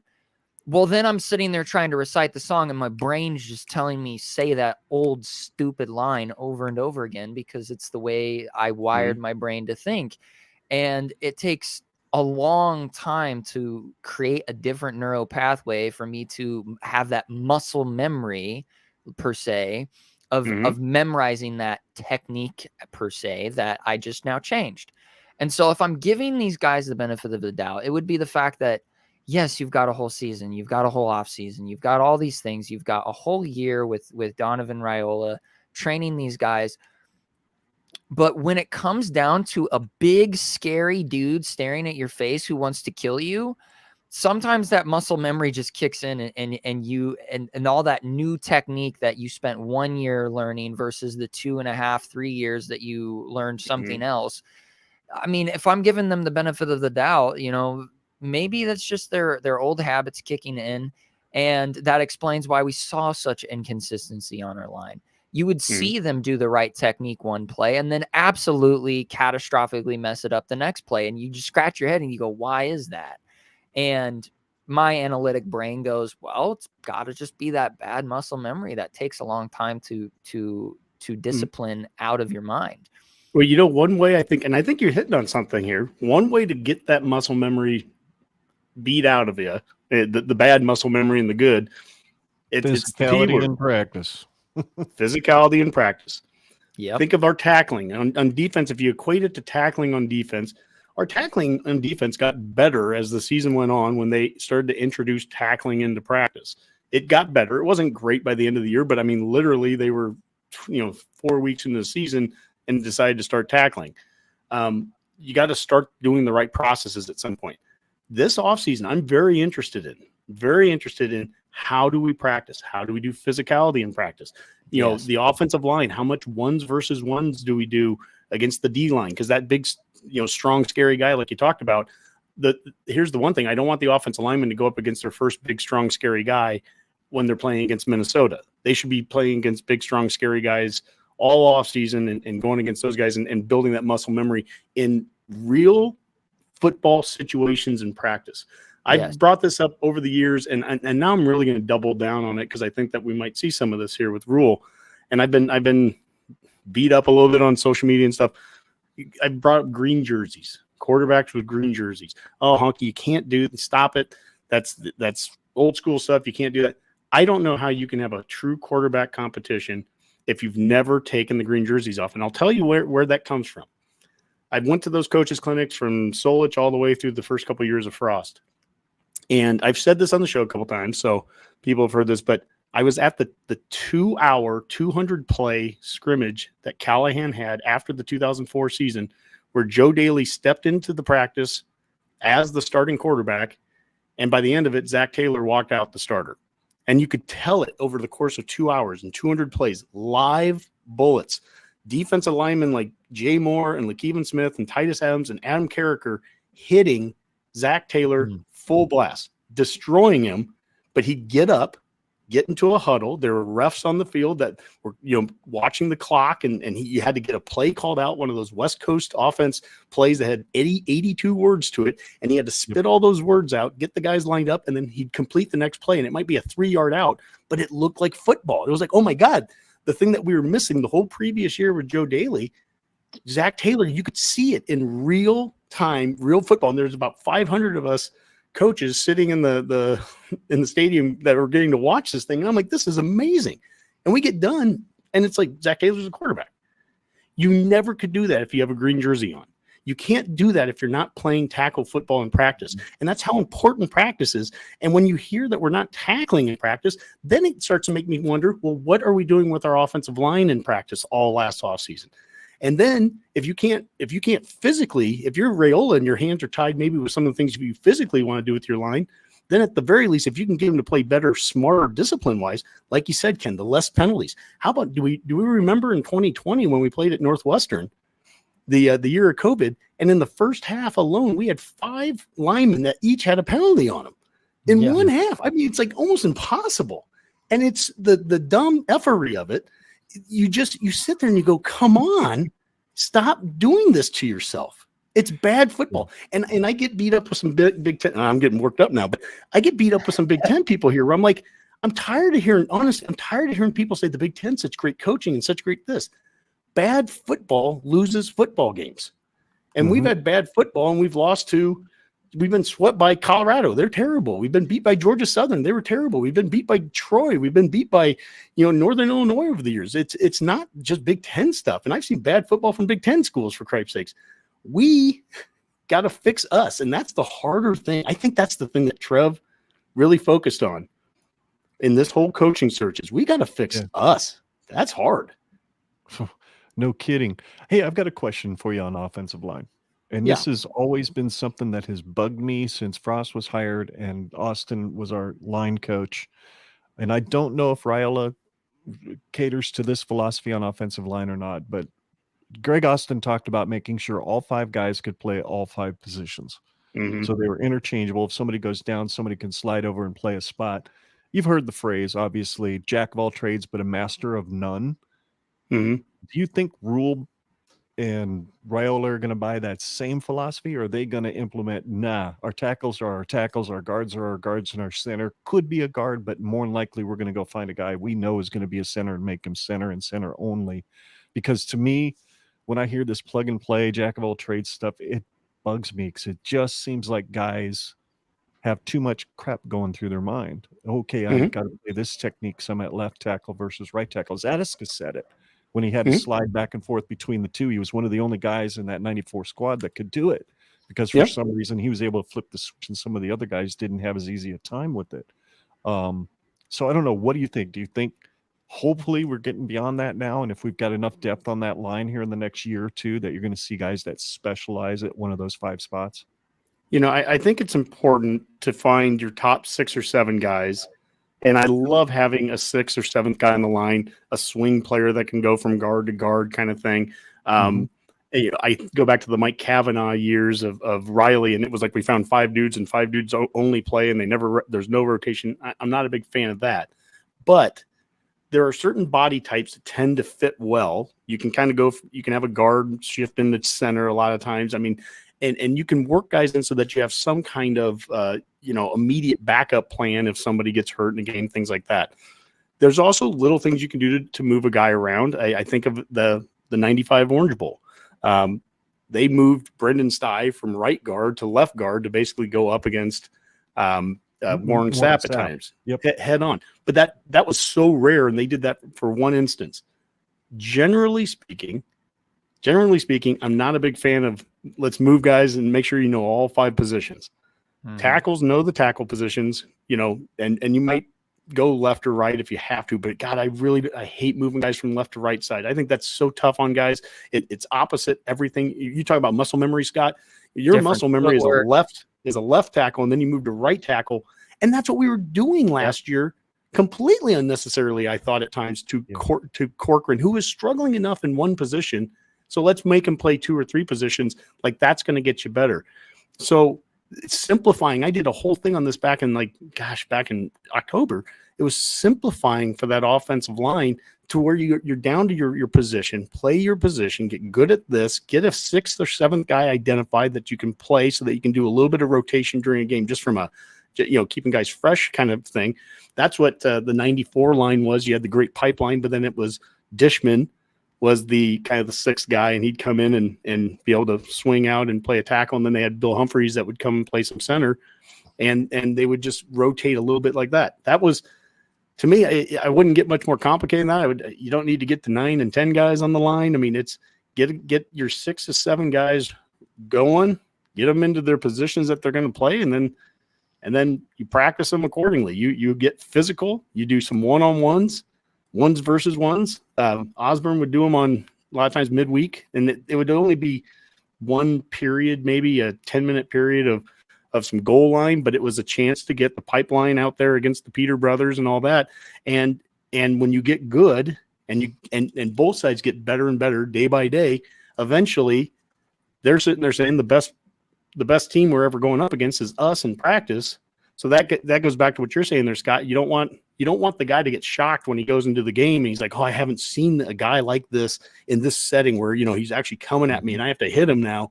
You don't want that to be something that he finds out in the first quarter in Minneapolis. He should have found that out months ago in Lincoln, going against the guys that we have. And so I hope we have a guy like Garrett Nelson come back, right? And then imagine Garrett Nelson in practice getting to go up against, Ben Hart or going up against Husker or whoever it is. That's one of the best players in the Big Ten then that's coming against him. So that O-lineman should be, hey, if I can go up against Garrett in a real life setting, we should be able to do this against anyone that we're playing. Absolutely. I think that's the big goal. There's something I wanted to, this is the perfect time to do it. It's the off season. Okay. When we were in the coaching search, and I didn't have the name, I'm not smart enough to say, hey, it's Matt Rule. But one of the things I thought was important, and this is from a historical standpoint, I thought the hire needed to be, we almost needed a Devaney kind of hire. And what I mean by that is Devaney came here after 20 years of losing. A lot of the same things I think that fans felt in 1961 are things that fans feel right now. Gosh, I'll just take a team. If you can get me to a bowl game, I'd be ecstatic, right? I mean, fans didn't have expectations of championships. And what Devaney did is he came here, and I used the term at the time. It was like evangelical. He went around the state. He would go to Shadron and McCook and Valentine and everywhere in between and stop at VFWs and just hit up any place he could, community centers, and talk to fans and tell them how important it was that all of you are part of this. That Nebraska needs you, and it makes Husker fans. It made them feel good. Now we hadn't won a damn game yet, but it was starting to rebuild the pride and get up there, and we can do this here at Nebraska, because a lot of people didn't think that they could. Now he had to back it up. He had to back it up in that first season, and they did. They went 9-2, and they beat a very beatable Michigan team on the road that year. A very early win that helped give them some momentum early on, But it was this evangelical kind of thing. I didn't know Matt Rule from anything, honestly. I didn't know anything about him until we started seeing, really, Ken, the day that you and Wanda and I were sitting there watching the press conference, and I'm really listening to him for the first time talk. And I'm like, that's exactly, without knowing anything about his X's and O's, and I'm a huge X's and O's guy, without knowing anything about him, I was like, that guy is going to start making, he's going to say the right things to get people feeling good. He's going to have a very successful offseason of just getting people to feel right. And I was at the basketball game last weekend where he comes in there and talks at halftime and says all the right things. Now, the skepticism in all of us is that we've heard this before, although I don't think we've heard it the way he says it. But the point is, I think that he's going to win on getting people to feel good about it again, to feel good about being a Husker fan. And he's not going to embarrass us with some of the dumb things maybe that we've had off the field in the past. I think he's going to help get people united around it. And then it's going to be about wins and losses on the season. That's it. Right. That's it. I mean, you can say all the greatest things in the world, and then you go 1-10, 1-11, whatever his first seasons were at those other places. That would be a problem. It'd be really hard, I think, to start off like that. I think we need to show some early success. And I'm not trying to throw out an exact number yet what that is, but I think it's important for him to come out and you said, Scott, you said more discipline and consistency. We need to see that. We need to see that right away. That's an expectation I have, is more discipline and consistency. And the challenge is, if you're showing more discipline and consistency, probably should win some games. Yes, sir. Probably. I mean, a byproduct of that, I mean, it sounds so stupid, but a byproduct of playing more disciplined and being more physical is winning football games. But it's no one wants to say that right now. I mean, no one wants to say, hey, we're going to go 7-5. We're going to go 8-4. No, I don't even want to say, because why? We've said it so many other off seasons, and then it bites you. But it's like, so let's not talk record. Let's just talk being more disciplined and more consistent. The thing that Trev said, let's not talk about winning championships. Let's talk about doing the things that win championships. If we do those things, I mean, I don't put ceilings on this program. I just don't. But start doing things right. Start tackling in practice. Start hitting, start doing the things that Husker football has always been about. When the hell did it stop being about being the most physical team in football? And how are you the most physical football team if you are not hitting, if you're putting green jerseys on, guys, if you're not tackling, you're not being the most physical team. And when defensive coordinators like Mark Banker, and we lose to Iowa, and he sits there and goes, they must have bloodbaths in practice. How the hell does that happen? We used to. That used to be us. It drives you crazy. That used to be us. We're players from the 90s I've interacted with many times. And I know people hate to hear people reference the 90s.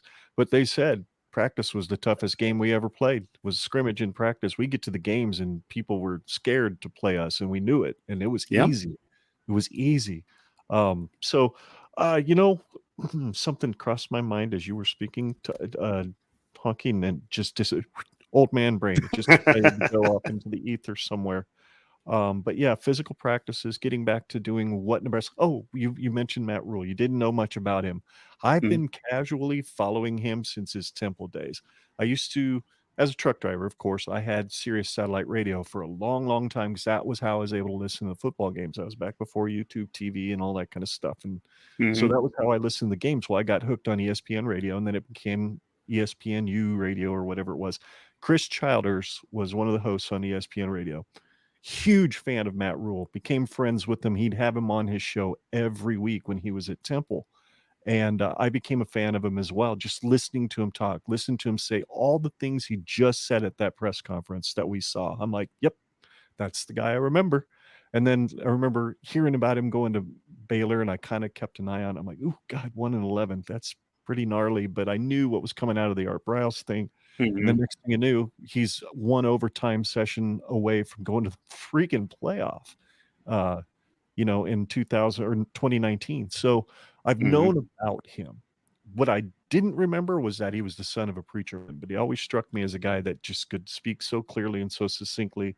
And he was kind of a religious experience, right? Which it definitely was. But there's no doubt that he absolutely is. He's got a conviction about who he is as a coach and what he wants to accomplish as a coach. And that's why, while many of the hires that he's made, and we kind of tore him to pieces on our last show with the Cuzcast, well, at least they did, and I got to listen. It was kind of fun. But even me, I'm like, Terrence Knighton, he's basically got zero big-time college football coaching experience, zero coaching experience really at an upper level. but he knows what it takes to win in the NFL. He's did it for 7 years for a few different teams. So he understands what it looks like and what a defensive line that works well together looks like. So I'm hopeful. And obviously, he fits the rule blueprint for what he wants for a line of scrimmage coach. So I'm in trust rule mode. That's where I'm at. I'm trust rule, and we'll see what happens. We'll see what happens. Like you said, tackle in practice, stay physical. I agree with you 100%. Pull them freaking green jerseys off those quarterbacks and let them sons of guns get hit whenever they go live. If they're going to have a competition, you got to play football. And you want to know what one guy's going to do when the bullets are flying and he's getting hit dead in the chest by a dude coming at him at 100 miles an hour. And is he going to make that throw when he needs to, or is he going to pull the ball down and juke somebody and make a play? That's the Zach Taylor scrimmage. Yep. You don't learn about Zach Taylor. If we had waited until the first week of the season, or whatever, waited 2 or 3 games for Joe Daly to struggle and then throw Taylor in. Now you can't wait for that. We can't wait until Minnesota on a Thursday night in August to figure these things out either. And there are so many ways to figure this stuff out long before you get there. I do think with the coaching staff, I'm intrigued. The coordinators are guys that I don't think they get enough credit for being a splashy enough hire, but we got 2 sitting Power 5 coordinators to come here, and it's Syracuse and it's South Carolina. What's funny is that, a lot of people will say, hey, Nebraska, know your place. You're not a big blue blood or blah, blah, blah anymore. Okay. Well, then we just took the guys from Syracuse and South Carolina. Well, it's just Syracuse and South Carolina. Well, wait a second. You can't have it both ways. We got Power 5 guys that are on the up and up that are successful dudes. So that's where I think we're going to really need to rely on some of that experience. Some of the position coaches are young, but that's also exactly what he said he wanted. And with a $7 million pool, which we may or may not spend it all, I have no idea yet. We haven't hired everybody yet. Right. He's had the opportunity to hire who he wants. And no one's forcing him to hire Raiola as an example. Mm-hmm. Coach Rule, interviewed other coaches, probably guys that had much more experience. And he came to the conclusion that Raiola is the guy that he wanted. Mm-hmm. If we think he's a good coach, I think Rule's a good coach.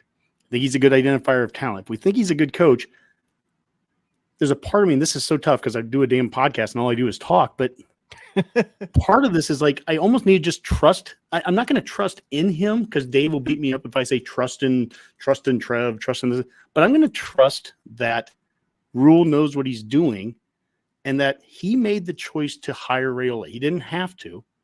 And he did. He could have hired somebody else. He could have hired someone with more experience. He could have hired someone that would cost an extra $500,000 probably. Mm-hmm. He chose Raiola, and so if I think that Rule knows what he's doing, I'm going to trust that. I'm going to trust that he makes good decisions and knows what he wants because he's done this long enough as a coach. That part I think is Honke has trust issues. I love you, Rob. Scott, we haven't given you a chance to talk in a bit. Yeah, Scott, so, I'll let you go, and then we'll probably get to the parting shots after that. So, you're good. I was trying to find a piece of information that you kind of triggered something in my mind that I was like, ooh, that makes me think of that. And yes, there we go, found it. All right, we're good. Okay, so. Yes, I am more of the pessimistic side of things, as I'm sure you've heard before.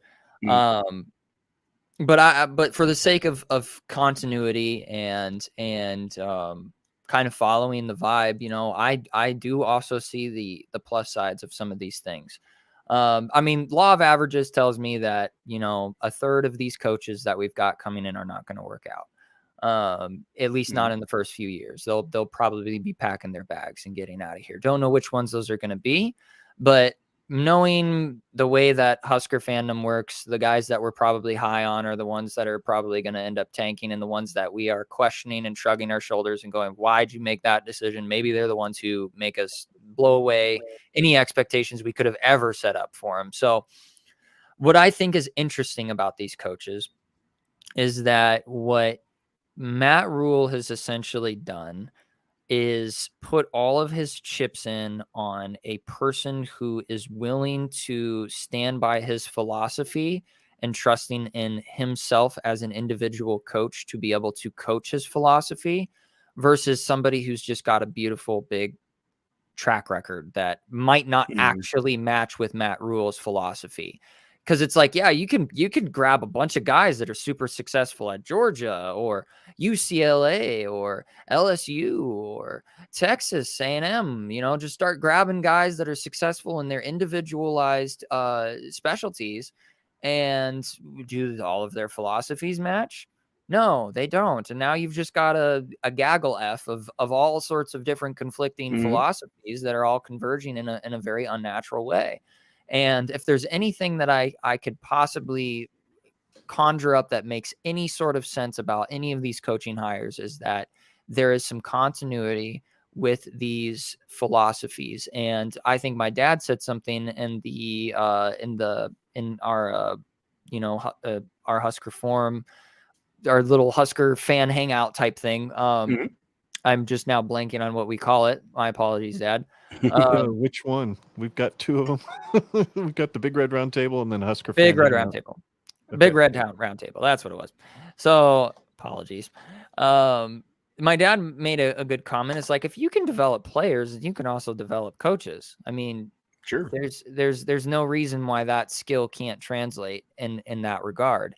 And the quote that I was thinking of was, pursue something that's meaningful, not expedient. And I think one of the things that Husker fans have found themselves being in is a desire for expedience. We want this now. Give it to me now. I experienced amazing things for 3 decades straight, and I want this stuff to change immediately. Give it to me now. I don't care what it looks like. And I'm guilty. I've been that way. Like, I don't care what you do. Give me Urban Meyer, like whatever. But at the same time, it's like, that's an expedient desire, which is not meaningful in by any stretch of the imagination. And so if there's anything that I can look at with all of these coaches and be like, all right, I think we've got something going on here, is all of their philosophies probably line up.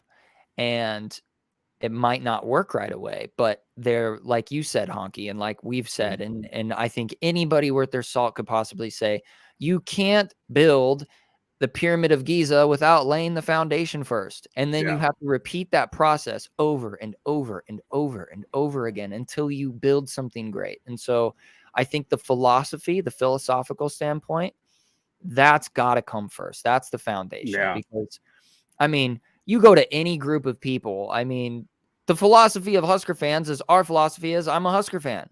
Well, you're not going to get along with somebody who's an Alabama fan, maybe cordially, but our philosophy of what makes us a fan about a team is completely different, because, I mean, that's what separates us, tribally speaking. So it's like, let's get coaches that are on the same page, and we can build off of that. And so that's my optimistic standpoint. Don't know if it'll actually play out. Like I said, law of averages tells me that in 3 years, a third of our staff isn't going to be here anymore. So that's what I expect. But that means that 2/3 did it right. Like whatever that looks like. I mean, that's better than nothing. that can be, look, we all individually, we all have this idea of how we want it to look. And this is the challenge. I'm going to challenge myself on this too. I want to see option football, right? Hey, that's what I want to see. But that doesn't mean that it's the only way to get there.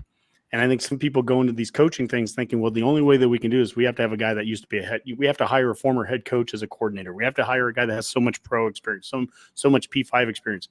There's no one way to do this. The only thing, Rule has to be able to build it the way that he wants to. And I can go historically with that. Devaney, when he came here, he brought his entire staff from Wyoming pretty much. There wasn't a lot of P5 experience. Now, someone's going to say that's 1962, Honke. He stopped living way, way, way back in the past. Okay, fine. Coach Osborne then, fast forward to the 70s and to the 80s. He's hiring guys like Dan Young and Milt Teneper and Frank Solich who have only high school experience. And those guys went on to be outstanding coaches. Bo Pelini, go fast forward to 2003 as he's getting hired into here. And I went and watched his speech at the coaches clinic when he was coming in to be the defensive coordinator. And he went straight from coaching high school in Ohio, straight to the 49ers as an assistant coach, but it quickly moved up the ranks to eventually becoming a defense, a linebackers coach with the Packers, and then straight here, no P5 experience because he was all out of the pros, right? And they're all different. They're all different ways. And or I could say, hey, make a big splash hire. Let's go get a Broyles Award winner that's maybe has head coaching experience. Let's get him in as a coordinator. Because I just said Bob Diaco. That's exactly what his credentials were. But some people swear by we have to have a guy that has head coaching experience and Broyles guy. There's no one right way. Rule has to find the right way that's going to work for him. And as fans, I hope what we do in the supporting of Rule is that we allow him at least a little bit of the grace and the freedom and flexibility to do what he feels is right. And he's probably going to make some mistakes along the way, but at least that we allow him the chance to build it the way that he wants to build it. And so instead of looking at Raiola and saying, why in the hell did you keep Raiola and why didn't you hire this guy? Maybe it's, you know what, this is what he felt was the right hire at the right time. It made sense to him. It fit with what he was going for. And we'll find out. We're going to find out in a year and 2 and 3, where the mistakes are made, and hopefully, more good decisions were made than poor. But that's it. That's the hope. That's the hope every fan base has. Yep. And it's not trying to predict too much. I still love going back to some Tennessee tweets from January of just last year, not even 2 years ago. And people are like, who and why in the hell did we hire Josh Heupel? Are you kidding me? The guy's going to get destroyed by Alabama and all that. And it's interesting just 2 years later, so, sometimes you can be surprised, and I hope we are. Well, what I'm not surprised by is that it's gone an hour and 46 minutes now, and I've enjoyed every second with this. And I've wanted to do this with you guys for a long time, so I'm glad. Yes, even though we waited, it's been great to kick off season 2 of the forum. I do a lot of talking sometimes. I apologize for that, but I want to make sure that you guys get to talk here at the end. And we're going to go to our parting shots. I'm going to let you guys take us out. And you know what? I'll let between you two, you decide who goes first and who goes last with the parting shots. And take your time, talk as much as you want. Well, I'll go first real quick. For all the fans out there of Carolina Panthers, as well as some doubting Husker fans and other people across college football and the pros who are saying Nebraska has just got snookered by a used car salesman who sounds like a preacher in the hiring of Matt Rule, let me remind you that the overall record for the entire history of the Carolina Panthers professional football team is 209 wins, 223 losses. Trust me, folks, it wasn't Matt Rule's problem. End of story. We hired the right guy. Get behind him. The line of scrimmage, fix it first. Get physical every single day in the practice. Take off the damn green jerseys like Matt Honke just said. Maybe there'll be some bumps and bruises, but I tell you what, those kids will be ready to take hits in the live games if they start taking them from their own team, especially at quarterback. So that's my parting shot. Ooh, man, I'm ready to run through the wall. Scott, take us out here, buddy. All right, so it is now wintertime, truly wintertime. We're looking at single-digit temperatures coming up here next week if you live in the 402 area.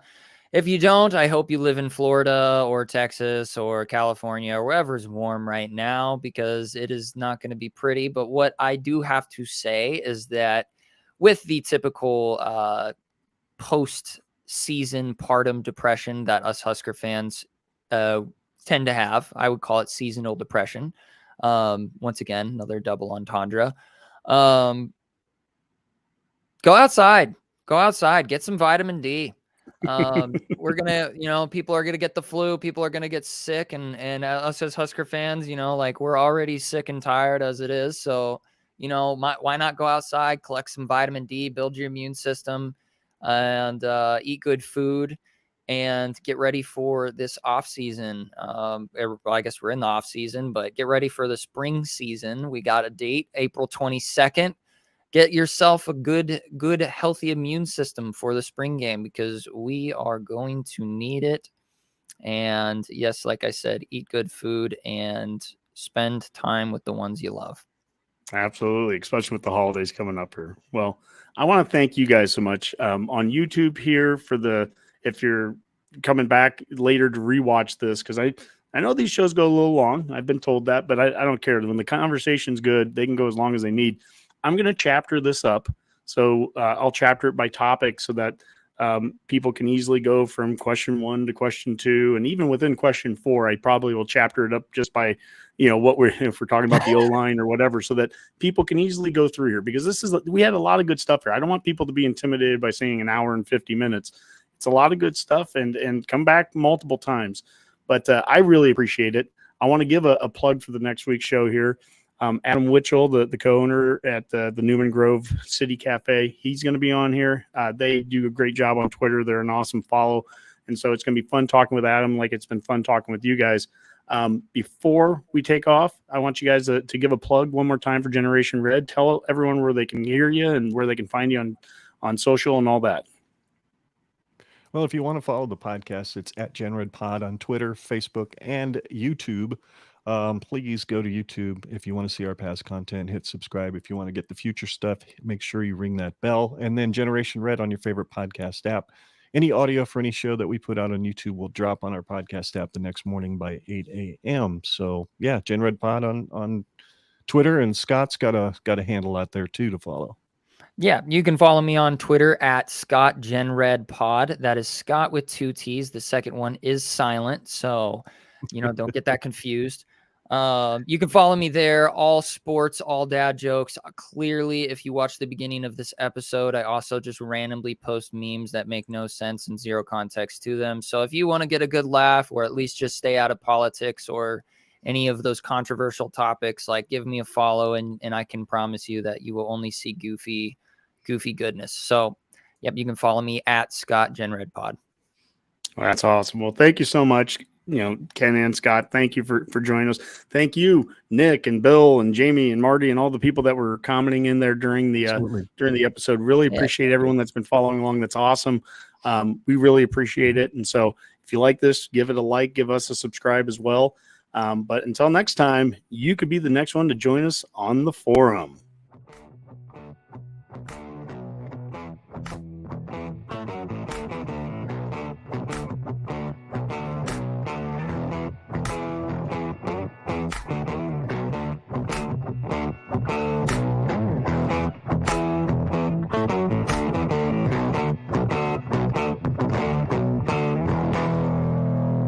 Herd at Sports.